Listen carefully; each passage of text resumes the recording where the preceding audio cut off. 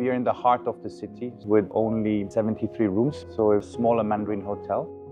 Within Europe, hotels tend to be a little bit smaller. For us, actually, having few rooms is a big advantage. That gives us the ability to really curate the guest journeys and take care of each individual guest.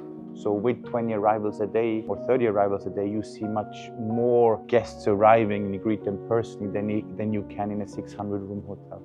This is also a historical building. Then Mandarin took it over and basically built the Mandarin Oriental Munich out of this property through extensive renovation over the past years. The next year we're celebrating 25 years of Mandarin Oriental Munich.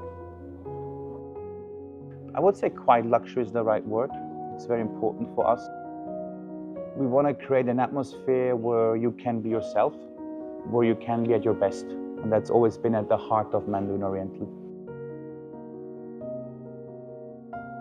I think guests want to feel taken care of, be that an Asian, a European, or an American guest. Once they feel that you have an interest, that you are keen to understand what they need and create a seamless experience, I think you already have the understanding.